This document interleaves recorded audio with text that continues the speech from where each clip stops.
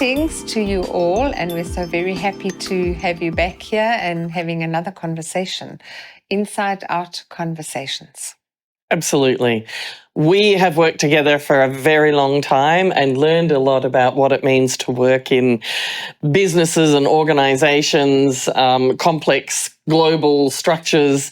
And we thought it's nice to share a bit about what we've learned about how it is to work in these companies and thrive by sharing with you our inside out. Yeah, love that, inside. We love our tagline.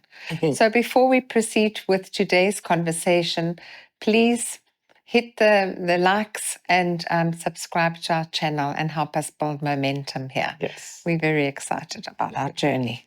So today we are going to have a conversation about focus and prioritization. And I think that's pretty interesting for everyone because we live in a world that is super busy. Yes, Yeah? I know. I can focus very well on a lot of TikToks. But yeah. Swipe. Swipe, yeah, which may not help with my prioritization, but yeah. But I think this is an important thing because a lot of us in work today, and actually I think it's got worse in recent times, but all my career there has been a lot of discussion about I am too busy, I don't have enough time, I'm working too long, I don't have work-life balance, these types of things. I went to Time Management 101. Yeah. I still have too many tasks. Yeah. I've only got so many hours in a day. Yeah. Which is true. I can't do those strategic or long-term thinking things because I'm too caught up in the urgent firefighting topics. Yeah. So prioritization and focus is really a critical skill to learn, and it is a skill, knowing how to manage urgent but important tasks against important, not urgent tasks, and, balancing those. Eating the frog first. Eating the frog first. Yeah. So, rather than avoiding difficult things, doing it first. The 80-20 rule, the Pareto's. Yeah. I actually remember attending a course once where a guy had a big glass bucket on the stage, and he put the big rocks in like this, which are meant to represent the big tasks, and then he sprinkled the sand in and it fell in amongst it, and that was a representation of time and activity. But, I went to all these training courses, and still today I sometimes feel, have I really got it right? Am I really, with all my lists labelled A, B, C, D for priority, and do I have it right? I'm not yet sure. But I have learned a couple of important things, and that is about the focus and prioritization that can help you, focus and purpose that can help you with prioritization. Right. So you're bringing in purpose into, hey, we've got a bit of a 2 and a P and an F. Right. So you think that purpose actually is linked to prioritization. Yeah. And I must be honest, I also do. So, people would immediately respond on prioritization with tools. We need time management training, as you said, and we need tools.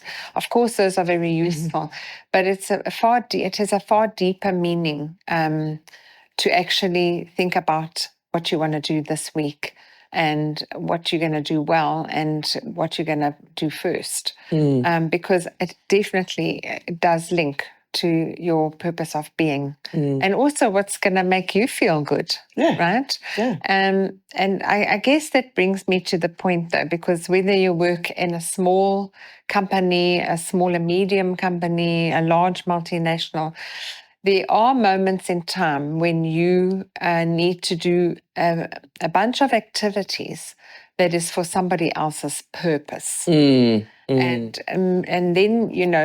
that can frustrate some people, but if you put it in perspective, that may be a part of the role where I need to do something so that someone else looks good, for example, or they're very successful, because that all boils back down to this purpose thing, right? Yeah, right. When you think of a time, I can think of millions of times where I was doing things, supporting others, so my output was really unlocking other people to be successful, which is not a bad thing, I don't think. No. But it also links to other people's purpose and your priorities, I believe. You know, it's quite interesting because, so I shared last time that my purpose is around enabling people to grow, the growth piece, right? Yeah.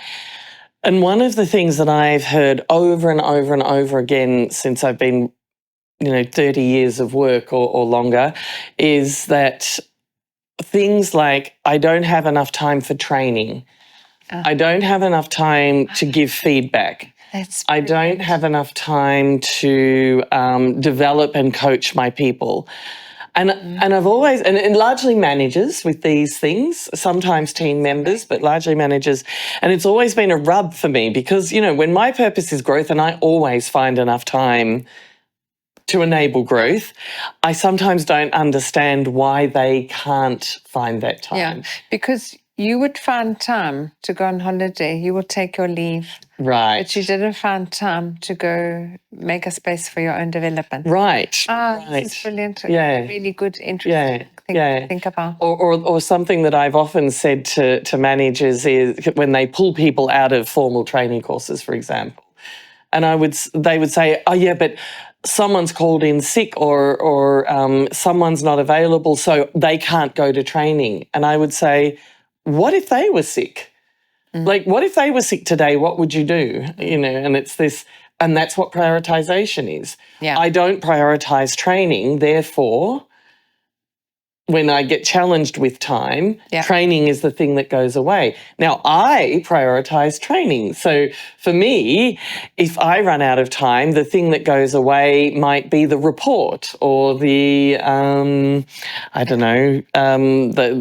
my lunch break, if I'm honest. Oh, yeah, there you go. Yeah, absolutely. Yeah, so that's super fascinating. So I think if you get that again, you really understand your strengths and your values and what makes you tick for your purpose. Yeah. Then you can think about your world of work and how you want to go about that day by day.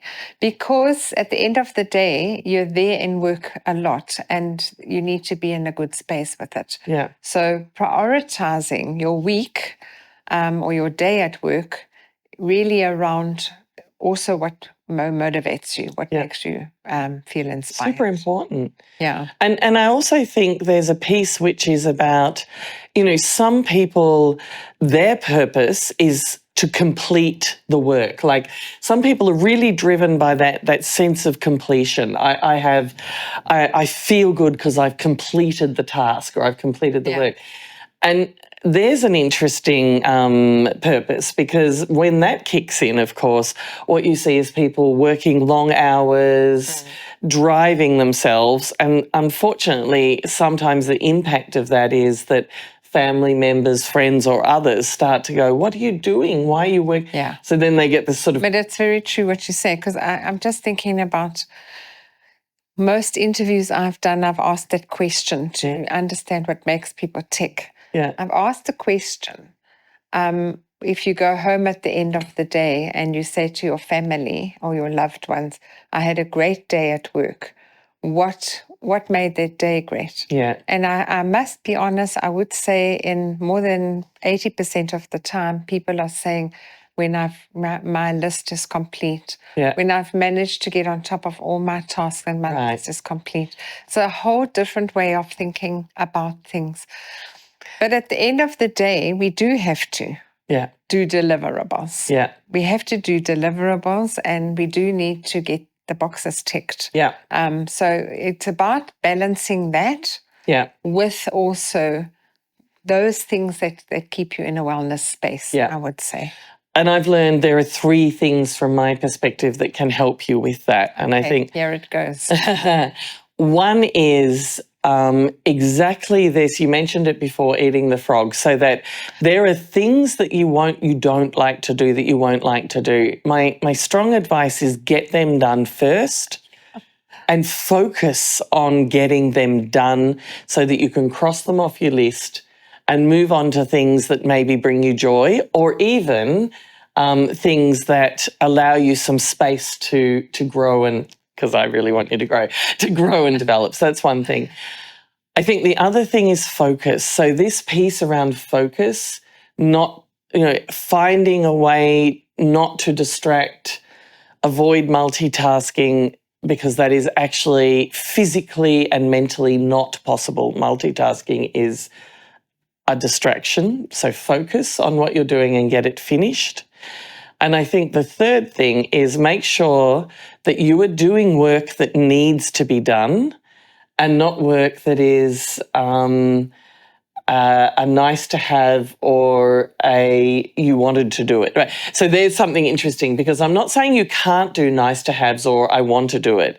But in that moment where you are under pressure, stressed and not able to balance your work and your life, do not do the optional extras. And sometimes people do them by autopilot, right? Where it just kind of, I just started doing the report because it's the thing that I do every week. Ask yourself, is that really needed? And there was a fourth one, Stella, sorry. Are you really in a zone where your head is able to not just perform, but also move into a space where you can relax? So put into your day those 5-minute or even 3-minute moments of, let me just stop and renew here for a minute. Take a drink of water, just close your eyes and reflect for a moment. But do not underestimate the importance of moments of relaxation and reflection. Yeah. I like that. It was a nice 4 points there to support people, and it's actually helped me. So thank you for that. Pleasure. I just wanted to add one little, add some frills just on the multitasking part. It's a good thing, and you can do it, but it can really impact your day. If you don't want to pass some of it on to a friend or to someone else, delegate to a team member, delegate to your team if you're a manager, rather than multitasking so to that extreme. And then I guess it's also try to find ways automation helps minimize multitasking. But that's the support. But it is a good one, because that multitasking piece is, so what's the difference? There's multitasking or there's deep focus. Deep focus allows you to get quality and depth in the work that you're delivering. Multitasking makes your brain flip from one thing to another constantly, which means there's no depth and there's no focus. Yeah. That's when errors happen. And I can tell you when that happens to me. So I set aside 3 or 4 hours to work on something, but I didn't go out of the Outlook, and I'm there and those emails are coming and I'm stopping reading them as I'm going along. There's a perfect example, such a simple plan. Stay in the deep focus, cut the other side out. You can go back to that later and read them. You can read them after lunch. Yeah.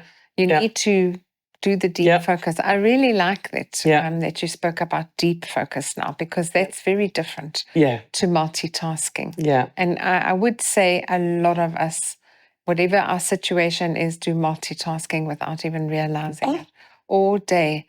And it's fragmented concentration.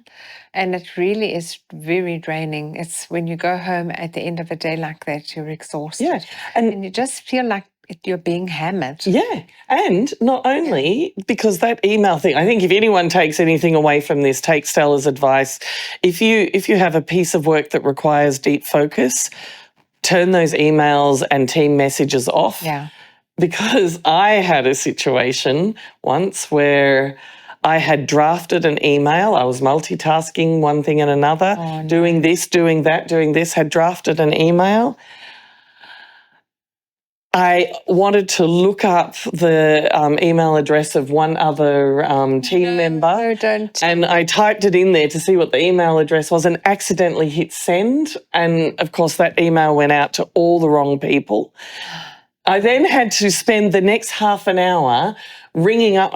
I won't tell you what was in that email, but it shouldn't have been shared. I had to spend the next half an hour ringing people to say, please just delete that email. It shouldn't have come to you. So another whack of your day. And my heart pressure's going up, and my blood pressure's going up. And I think if you're in that erratic state, you make mistakes with huge consequences. Yeah. Yeah. And it's really is about approaching the day Yeah. in a much more steady frame Yeah. of mind. Yeah. Yeah. Come in on the day, look at what you have on your plate. If you use a list or if you use another way of prioritising your day, understand what things are the important topics in your work today, whatever that might be, and then do those ones that you don't want to do first. Eat the frog first, get it out of your way. While you're eating that frog, turn your emails off. And then move on to the things that bring you more joy at work, that are more in line with your purpose and your goals and your objectives. Does that sound good? I like it. Just on the eat the frog, I mean, I'm wearing green today, so I feel a bit froggy. It comes from a fable, right? Yes, I think so, yeah. And it was where a whole lot of entities were given an instruction, and one person was told, your job today is you have to eat the frog. And then it becomes, that's not a very nice thing. We all have that. There's things, I mean, children might equate that to eating the vegetables first before they have the nice main meal. Yeah. Because they have to get it down. But it's the same as work. It's best to get those things out the way. Eat the frog early in the morning, clear it out the way, or at the end of the previous day so you don't have it tomorrow. Procrastination's the next thing that comes out of that, because procrastination is avoiding eating the frog often, and there's another whole thing about procrastination. Which we could do. Exactly, we should about do. perfectionism. But prioritization links to procrastination as well. Yeah, because when you don't prioritize and get things done, you procrastinate. Yeah, it's so interesting. But so interesting. Just food for thought on all. But those tips and tools can be very useful as well. To build the skills on managing your day in a good way. Excellent. Are you going to summarise today? No, you've already summarised. Oh, I did really summarise. And that was an early summary. So I prioritised summarising. That's what I did. Exactly. Oh, there you go. I like what I did there. I think those are good, those are. Like and subscribe. And we look forward to seeing you next time, where we might talk about procrastination and perfectionism. Yeah, we should also talk about relationships. Yes. Yeah. Relationships first. All right. Thanks, everyone.